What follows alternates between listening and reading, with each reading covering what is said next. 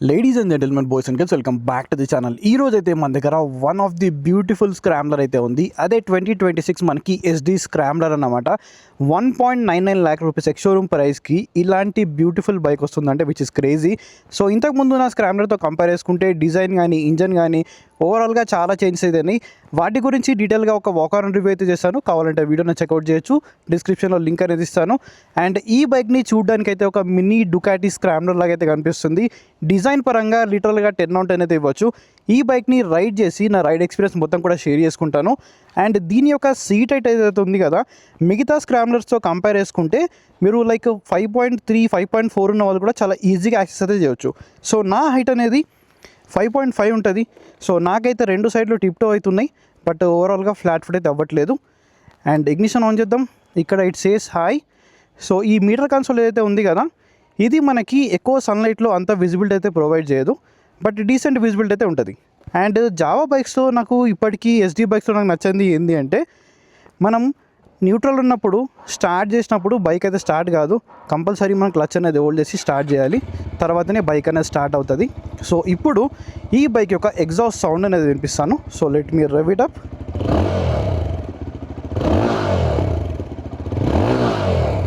So ఇదన్నమాట. ఇంతకుముందు మనకి డ్యూయల్ ఎగ్జాస్ట్ ఉండేది, ఇప్పుడు మనకి సింగిల్ ఎగ్జాస్ట్ వస్తుంది. దీనివల్ల బెనిఫిట్ ఏంటి అని అంటే, మనకు 8 kgs వెయిట్ అనేది తగ్గింది. సో నడుపుతూ ఎవ్రీథింగ్ కూడా మాట్లాడుకుందాం. So let me put it in first gear.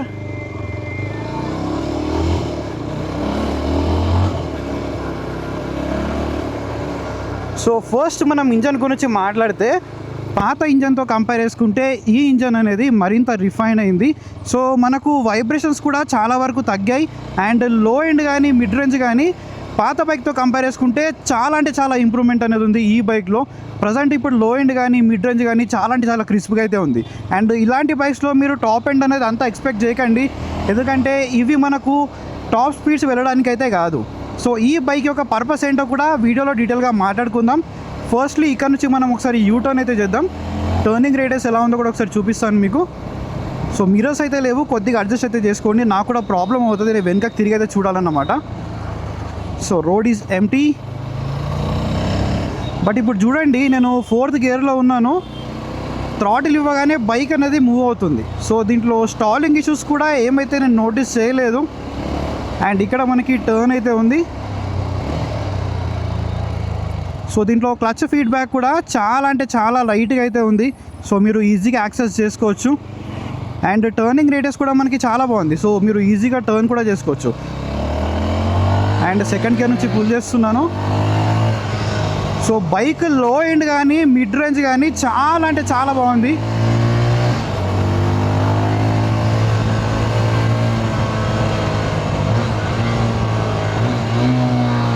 So దీంట్లో మనకి అసిస్టెంట్ స్లీపర్ క్లచ్ ఉంది కాబట్టి మీరు ఎక్స్ట్రీమ్గా గేర్స్ అనేది డౌన్ చేసిన రియర్ వీల్ అనేది లాక్ అవ్వదు. అండ్ ఈ బైక్లో మనకి 3 రైడింగ్ మోడ్స్ అయితే ఉన్నాయి.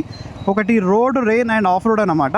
సో బేసిక్గా మనకి థ్రాటిల్ రెస్పాన్స్లో పెద్ద డిఫరెన్స్ అనేది ఉండదు, బట్ ఏబిఎస్ యొక్క క్యాలిబ్రేషన్ ఏదైతే ఉంటుంది కదా, అది మనకి చేంజ్ అవుతుంది.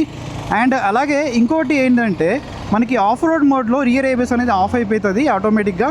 సో మీరు లైక్ ఆఫ్ రోడ్లో వెళ్ళి స్లైడ్స్ కొట్టాలి, ఆఫ్ రోడ్ని ఎంజాయ్ చేయాలి అనుకుంటే మీరు ఆఫ్ రోడ్ మోడ్లో పెట్టి ఏబిఎస్ అనేది ఆఫ్ అయిపోతుంది కాబట్టి. సో మనం ట్రాక్షన్ కంట్రోల్ కూడా దీంట్లో ఆఫ్ చేసుకోవచ్చు. ట్రాక్షన్ కంట్రోల్ కూడా ఉంది. సో ట్రాక్షన్ కంట్రోల్ వల్ల ఏంటంటే మనకు ఎక్సెస్ వీల్ స్పిన్ అనేది అవ్వకుండా కాపాడుతుంది. ఇన్ కేస్ మీరు ఆఫ్ రోడ్లో వెళ్ళినప్పుడు ట్రాక్షన్ అనేది మనకు అంత అవసరం లేదు, ఎందుకంటే ట్రాక్షన్ ఉంటే ఆ వీల్ స్పిన్ అనేది ఆపేస్తుంది అన్నమాట. సో అప్పుడు మీరు అంత ఈజీగా స్లైడ్స్ అయితే కొట్టలేరు. అండ్ ఈ బైక్ లైక్ మీరు 5.3, 5.4 ఉన్న వాళ్ళు కూడా చాలా ఈజీగా యాక్సెస్ చేయవచ్చు. సో స్క్రామ్లర్ కేటగిరీలో ఈ బైక్ చాలా అంటే చాలా యాక్సెసిబుల్. అండ్ లుక్స్ పరంగా అయితే 10/10 ఇవ్వచ్చు. అండ్ పవర్ అండ్ టార్క్ కూడా మనకి ఆల్మోస్ట్ సేమ్ ఉంది కాబట్టి మీరు ఏ గేర్లో పుల్ చేసినా కూడా మనకి పవర్ అండ్ టార్క్ అయితే చాలా అంటే చాలా బాగుంది. అండ్ ఇంకొకటి, దీని యొక్క మైలేజ్ వీళ్ళు ఒక కొత్త ఫార్ములాతో వచ్చారన్నమాట, లైక్ 30 రూల్ అని చెప్పేసి. సో ఇక్కడ మనకి 30 PS పవర్ వస్తుంది, 30 Nm టార్క్ వస్తుంది, అలాగే మనకి 30 kmpl మైలేజ్ అయితే వీళ్ళు క్లెయిమ్ చేస్తున్నారు. సో రియల్ లైఫ్లో మనకి ఒక 25 kmpl మైలేజ్ అయితే వచ్చే ఛాన్స్ అయితే ఉన్నాయి. సో లైక్ ఇలాంటి సిటీలో హైవే పైన 30 kmpl వరకు వచ్చే ఛాన్స్ అయితే ఉన్నాయి. సో ఇది మైలేజ్ గురించి. అండ్ సస్పెన్షన్ ఏదైతే ఉంది కదా, ఇది మరీ అంత సాఫ్ట్ అయితే అనిపించలేదు నాకు. సో ఫ్రంట్లో మనకి టెలిస్కోపిక్ ఫోక్స్ అయితే ఉన్నాయి. అండ్ ఫీడ్బ్యాక్ అనేది నాకు కొద్దిగా స్టిఫర్ సైడ్లోనే అనిపించింది, మరీ అంత సాఫ్ట్ అయితే లేదు. అండ్ ఈ బైక్లో ఫ్రంట్ మనకి 19 ఇంచ్ వీల్ వస్తుంది, రియర్లో మనకి 17 ఇంచ్ వీల్ వస్తుంది.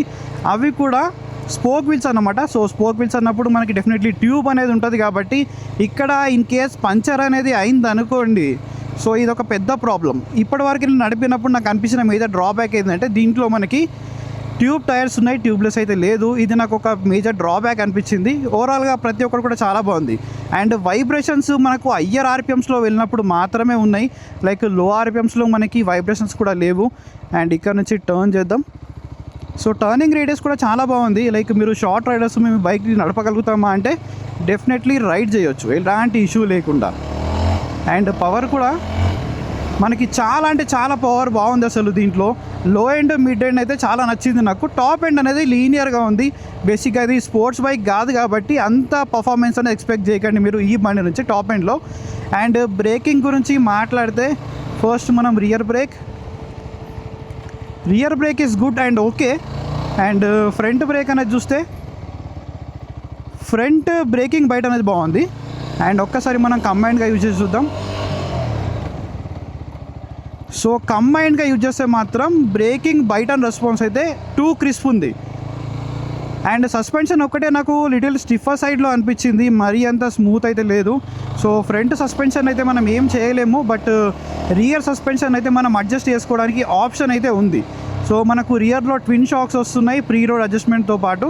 సో రియర్ది మీరు కావాలంటే హార్డ్ అండ్ సాఫ్ట్గా అయితే అడ్జస్ట్ అనేది చేసుకోవచ్చు. సో ఈ మీటర్లో మనకు డీసెంట్ ఇనఫ్ ఆఫ్ ఫీచర్స్ అయితే ఉన్నాయి. అంత మనకి టెక్ లోడెడ్ మీటర్ అయితే ఏం కాదు.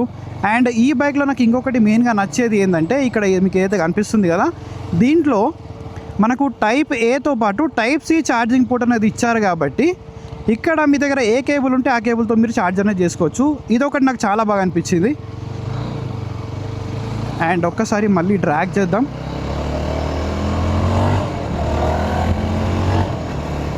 సో ఇక్కడ స్పీడ్ బ్రేకర్. సో ఇలాంటి బైక్ వాళ్ళ అడ్వాంటేజ్ ఏంటంటే మనము లైక్ నార్మల్ రోడ్లో వెళ్తున్నాము, సడన్గా మనకి ఆఫ్ రోడ్ చేయాలనిపించింది, సో డైరెక్ట్ ఆఫ్ రోడ్లోకి మనం తీసుకెళ్ళిపోవచ్చు. ఈ బైక్ వాళ్ళ అడ్వాంటేజ్ అనమాట. సో ఇక్కడ ఇది ఉంది కదా, సో సస్పెన్షన్ అనేది కొద్దిగా స్టిఫర్ సైడ్లో ఉంటుంది. సో మీరేం చేస్తారంటే ఇలా శాడ్లింగ్ అనేది చేశారనుకోండి, సో ఈజీగా వెళ్ళిపోవచ్చు.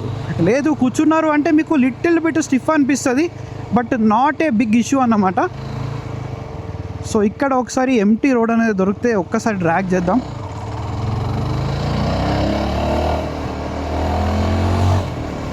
సో స్క్రాంబ్లర్ బైక్ ఒక కాన్సెప్ట్ ఏంటి అని అంటే, సో నార్మల్గా మనము వీక్ డేస్లో ఒక బైక్, వీకెండ్స్లో ఒక బైక్ యూజ్ చేస్తూ ఉంటాం కదా, అలా కాకుండా ఈ స్క్రాంబ్లర్ కేటగిరీ అనేది మనకి డే టు డే సిటీ లైఫ్లో లైక్ ఇలాంటి ట్రాఫిక్లో మీరు ఆఫీస్కి తీసుకెళ్ళొచ్చు, లేదంటే మీకు సండే రోడ్ ఆఫ్ రోడ్ చేయాలనిపించిందంటే ఆఫ్ రోడ్ చేయొచ్చు, లేదు టూరింగ్కి వెళ్ళాలనిపిస్తుందంటే టూరింగ్కి కూడా వెళ్ళిపోవచ్చు. లైక్ ఒక ఆల్రౌండర్ మోటార్ సైకిల్ లాగా అయితే ఈ బైక్ని మనం యూజ్ చేసుకోవచ్చు. సో బేసిక్గా స్క్రాంబ్లర్ కేటగిరీ అనేది లైక్ మనకు ప్రతి ఒక్క పర్పస్ని అయితే ఫుల్ఫిల్ చేసేలాగా ఈ బైక్ని అయితే లాంచ్ చేశారన్నమాట. అండ్ ఈ డిజైన్ ఏదైతే ఉంది కదా, మీకు ట్రాంప్ స్క్రాంబ్లర్తో కంపేర్ చేసుకున్నా కూడా డిజైన్ అనేది టూ గుడ్ ఉంది. అసలు డిజైన్ పరంగా 10/10 ఇవ్వచ్చు. అండ్ లైట్ వెయిట్ ఉంది. అండ్ షార్ట్ రైడర్స్కి మనకు యాక్సెసిబుల్ చేసేలాగా కూడా ఉంది. అండ్ చాలామందికి ఉండే డౌట్ ఏంది, జావా అండ్ ఎస్డి బైక్స్ అంటే మాకు సర్వీస్ నెట్వర్క్స్ ఉండవు అనుకుంటారు. సో ఇంతకుముందు ఉండేవి కావు, ఇప్పుడు day by day service networks కూడా ఎక్స్పాండ్ చేస్తున్నారు, డీలర్షిప్స్ కూడా మనకి ఎక్స్పాండ్ అయితే అవుతున్నాయి కాబట్టి పెద్దగా ఇష్యూ అనేది లేదు. ఇన్ కేసు మీ ఏరియాలో ఒకవేళ సర్వీస్ నెట్వర్క్ లేదు అంటే ఒక్కసారి కొనే ముందు ఆలోచించుకోండి. అండ్ స్పేర్ పార్ట్స్ కూడా మనకు ఈజీగానే దొరికేస్తాయి, పెద్ద ఇష్యూ అయితే ఏమి ఉండదు. సో మీ దగ్గర సర్వీస్ నెట్వర్క్ అనేది ఉంటే. అండ్ ఇంకొకటి మేజర్ డ్రాబ్యాక్ ఏంటంటే దీంట్లో ట్యూబ్ టైర్స్ ఉన్నాయి. వీళ్ళు ట్యూబ్లెస్ టైర్స్ ఇచ్చుంటే కనుక one of the best thing అయ్యిందన్నమాట, బట్ వీళ్ళైతే ఇవ్వలేదు. సో ఇలాంటి స్పీడ్ బ్రేకర్స్ అయితే జుజుబీ, బట్ ఏంటంటే కొద్దిగా సస్పెన్షన్ అనేది హార్డ్ ఉంది, మరీ అంత సాఫ్ట్ లేదు. సో ఇలాంటి బ్రేకర్స్ వచ్చినప్పుడు మీరు కొద్దిగా నిల్చుంటే సరిపోతుంది. అండ్ నెక్స్ట్ ట్రాన్స్మిషన్ ఇంకా క్లచ్ గురించి మాట్లాడితే, సో క్లచ్ అనేది మనకి చాలా అంటే చాలా లైట్ క్లచ్ ఉంది కాబట్టి ఇక్కడ మనకు ఎటువంటి ఇష్యూ అనేది లేదు. అండ్ ఇక్కడ గేర్ షిఫ్టింగ్ కూడా చాలా స్మూత్గా అవుతుంది. సో ఎక్కడ కూడా గేర్స్ అనేవి స్ట్రక్ అవుతున్నాయి అనేది ఏం లేదు, చాలా స్మూత్ షిఫ్టింగ్ అనేది ఉంది. అండ్ వైబ్రేషన్స్ కూడా హయ్యర్ ఆర్పిఎమ్స్లో మాత్రమే ఉన్నాయి, అవి కూడా ఫుట్ పెగ్స్ దగ్గర పెద్దగా వైబ్రేషన్స్ అనేవి కూడా తెలియవు. అండ్ ఇక్కడ ఈ క్రాస్ బార్ ఏదైతే ఉంది కదా, సో దీనివల్ల మనకి లిటిల్ బిట్ వైబ్రేషన్స్ కూడా కంట్రోల్ అవుతాయి అన్నమాట, which is a very good thing అని చెప్తాను. And handle bar riding posture అయితే ఉంది కదా, చాలా అంటే చాలా కంఫర్టబుల్గా ఉంది. సో ఇక్కడ నుంచి మళ్ళీ ఒకసారి పుల్ ఇద్దాం. లిటరల్గా మీరు ఈ బైక్ని సిటీలో కానీ ఆఫ్ రోడ్లో కానీ ప్రతి ప్లేస్లో ఎంజాయ్ చేస్తారు. అసలు ఈ బైక్ మీరు ఎంజాయ్ చేసే ప్లేస్ అనేది మీరు చూస్ చేసుకోవాల్సిన అవసరం లేదు. లైక్ ఆఫ్ రోడ్ బైక్ అంటే మనం ఆఫ్ రోడ్లో మాత్రమే ఎంజాయ్ చేయగలుగుతాం, స్పోర్ట్స్ బైక్ అంటే ట్రాక్ పైన ఎంజాయ్ చేయగలుగుతాం. బట్ ఇది అట్లా కాదు. సో మీరు ఎక్కడ ఎంజాయ్ చేయాలనిపిస్తే అక్కడ మీరు తీసుకెళ్ళిపోండి, థ్రాటిల్ ఇవ్వండి, అండ్ ఇలాంటి స్పీడ్ బ్రేకర్స్ దగ్గర సో శాడ్లింగ్ అనేది చేస్తే సరిపోతుంది. సో శాడ్లింగ్ కూడా మీరు అంత ఈజీగా చేసుకోవచ్చు, ఎటువంటి ఇష్యూ లేకుండా. అండ్ ఇలాంటి బ్యాడ్ రోస్ వచ్చినప్పుడు మళ్ళీ శాడ్లింగ్ అనేది చేసుకుంటే సో చాలా కంఫర్టబుల్గా వెళ్ళిపోవచ్చు. సో సస్పెన్షన్ కూడా మనకి అంత తెలియదు ఇలాంటి టైంలో. సో స్క్రాంబ్లర్ ఉందే అందుకు.